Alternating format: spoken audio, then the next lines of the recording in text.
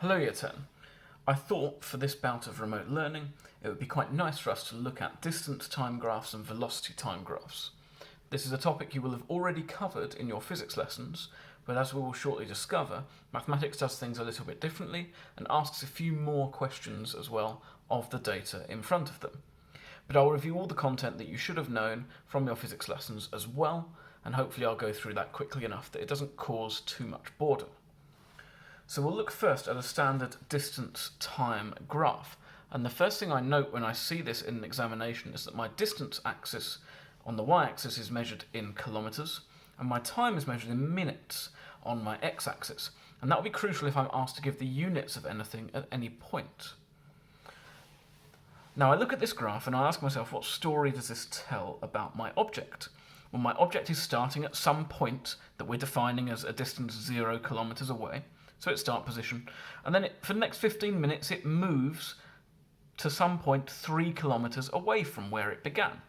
And indeed it does that at a constant speed, and I can tell that it's constant because the rate at which its distance is increasing with time is the same. In other words, my line is straight.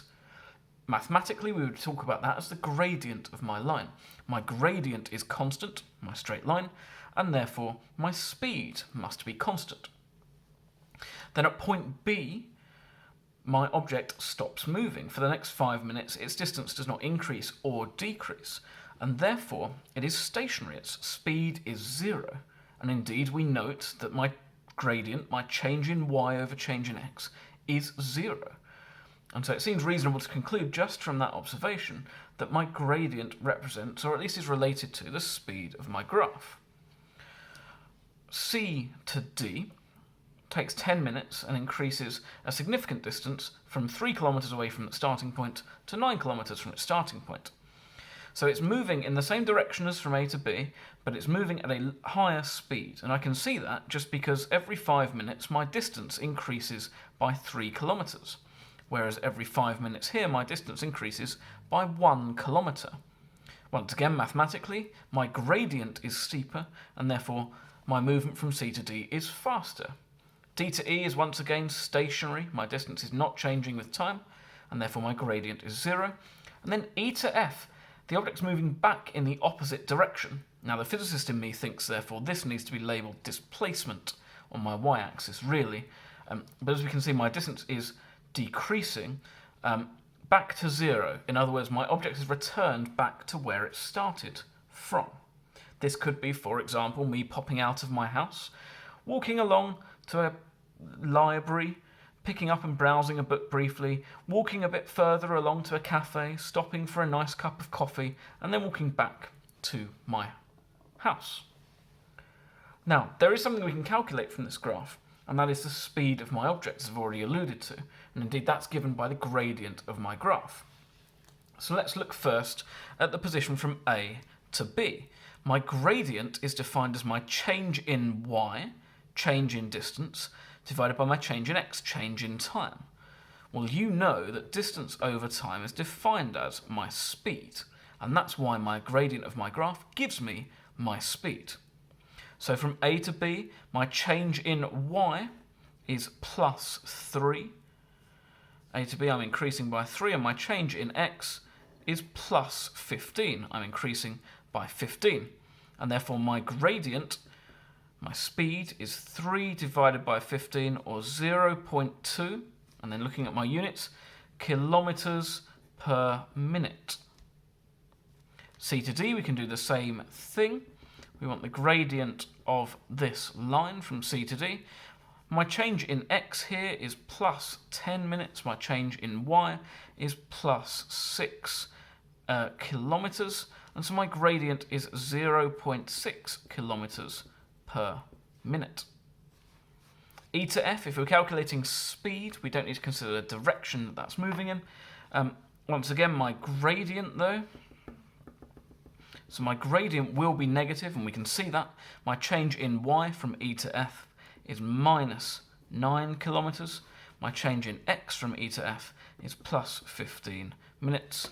And so my speed from, my velocity, I should say, from E to F is my change in y, negative 9, divided by my change in x, 15. And therefore I have a negative value, and I could cancel that down if I was slightly stuck as to how to deal with that. Negative 3/5 or negative 0.6 kilometers per minute. So, looking to move forward from that, we could look instead at a velocity time graph. Now I've picked a velocity time graph here. We've got nice units, so we know that what we're dealing with here will be quite clear in terms of working in our standard physics units, meters and seconds.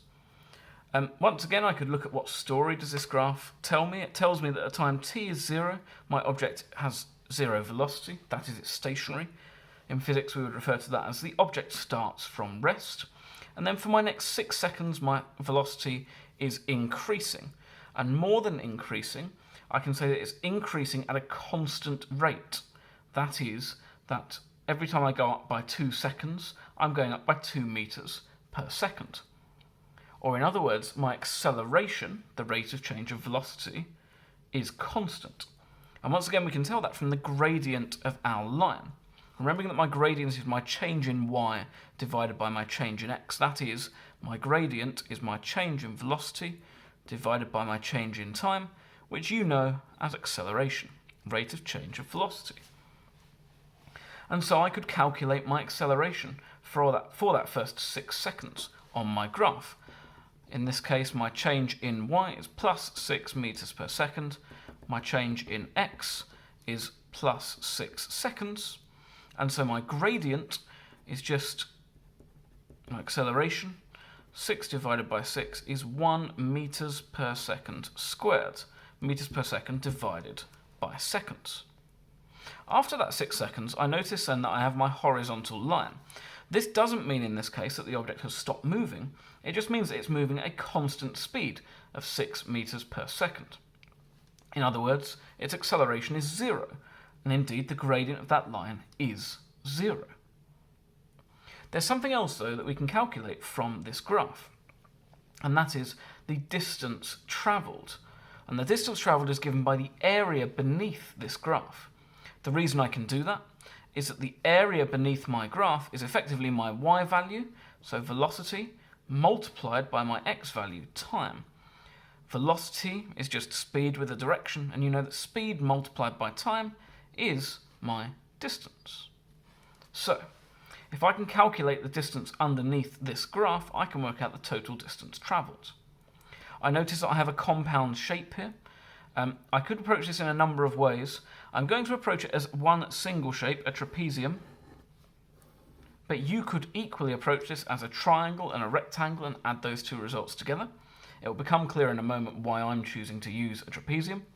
We know that the area of a trapezium is a plus b over 2, the average height of my parallel sides, multiplied by the width or the height of the object. So in this case, that is 4 plus 10 divided by 2 times 6. Or, to put that another way, 14 over 2 is 7. 7 times 6 is 42 meters. And you'd get exactly the same answer by splitting that into its compound shapes. There's one final thing I can calculate from this graph as well, and they may well ask you to do in a maths GCSE. Theoretically, they could in a physics GCSE, but it isn't in the specification, so it's not very likely. And that is my average speed over the whole journey. That's slightly more complex. If we think first just about this section here, my average speed is nice and easy. Between 6 and 10 seconds, my speed is always 6 meters per second, so my average speed is 6 meters per second here. If we think about the first 6 seconds of our motion instead, my average speed, well, my speed is increasing at a constant rate. So my average speed is going to be the midpoint of that line, because that's half the time below, half the time above that speed. Midpoint of my line, well, I'm going from 0 to 6, so it's just going to be at 3 meters per second. But what if I wanted to calculate the average speed for the entirety of my journey? Well, I have 3 meters per second for 6 seconds, and then I have 6 meters per second for the remaining 4 seconds. And your mind might be saying, well, let's just take an average of those. But that would only work if we spent the same amount of time at each average speed, and we don't. So instead, we must take a weighted average. I note that for 6 out of my 10 seconds, or 60% of my time, my speed is 3 meters per second. I note that for the next 40% of my time, 4 out of 10 seconds, my average speed is 6 meters per second. Now I can approach this in one of two ways. I'm going to take the way that I think is most generalizable. I note that for 6 seconds I'm moving at 3 meters per second on average, so 6 times 3, and for 4 seconds I'm moving at 6 meters per second, so 4 times 6, and I divide by the total number of seconds, 10. Now effectively all I've got there is 6 divided by 10, 60%, 4 divided by 10, 40%. So you could just do this with 60% of 3 plus 40% of 6. And that gives me, and let's just, for clarity, 6 multiplied by 3 plus 4 multiplied by 6, all divided by 10 to give me 4.2, and then this is my speed, meters per second, because that's the unit on my y-axis. And there I have my average speed. So I'll say that again. For my straight line, I found the midpoint of my line, and for my horizontal line, it's just everything is at the same speed, and then I've taken a weighted average. 6 seconds, I'm at 3 meters per second, 4 seconds, I'm at 6 meters per second, and 10 seconds in total to find my overall average speed. And as we would expect, that's slightly closer to 3 meters per second than 6 meters per second, because I spent longer travelling at 3 meters per second. So let's make this more complicated then, and let's look at a graph that isn't full of lovely straight lines.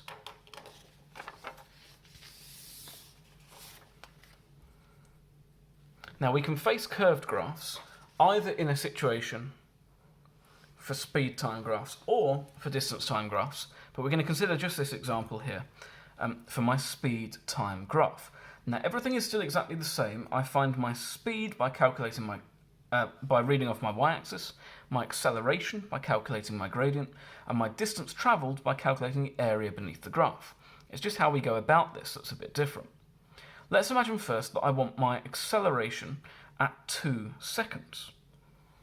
I can't just read some values off of my graph now to determine the gradient of my graph. Instead, I need to draw a tangent to my graph at that point. That is a line which touches but does not cross through the graph at that point. So I mark the point on my graph, I line my ruler up so that it is parallel to the section of graph that I am interested in. There you go, and that's not too bad. And then I draw my line. And I draw my line to be as large as possible because that makes my life a lot easier when doing my calculations. We know that there's going to be some error in the gradient of the tangent that you draw, just because you're not a perfect robot. And so if you have much larger line, then the percentage error there is much smaller, impacting your results less. So if I want my acceleration, I need to find the gradient of that tangent. And helpfully this has given me some nice numbers. My change in y, in this case, is from 5 meters per second to 50 meters per second. It's plus 45 meters per second. My change in x from 0 to 4 is plus 4 seconds. And so my acceleration at that point is my change in y divided by my change in x, plus 45 divided by plus 4, that's an s, remember, plus 4, and so giving me 11.25 meters per second squared. You will know that in physics as being referred to as the instantaneous acceleration. And similarly, if you had a curved distance time graph, you could find the instantaneous velocity by drawing a tangent at the point you're interested in, and then finding the gradient of that tangent.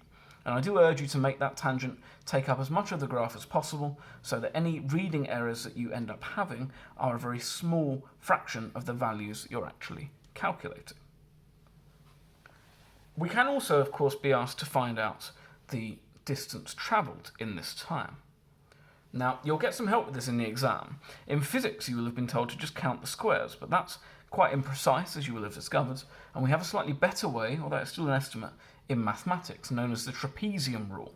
In other words, we split our curve into some number of trapezia and calculate the area of each trapezium and then add them together. And in the case of a GCSE examination, you'll be given hints here. This is the question set that came with the graph we've been using. So part A, work out an estimate for the acceleration when t is equal to 2. We've done that. Part B, use 5 strips of equal width to find an estimate for the distance travelled in 10 seconds. So, 5 strips of equal width, 10 seconds, if I split that into 5 strips, it's going to be 2 seconds each time. So in essence, what I'm doing is I want to find the area of this shape here.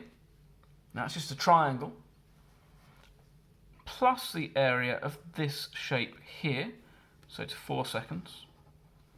That's my trapezium, plus the area of this shape here,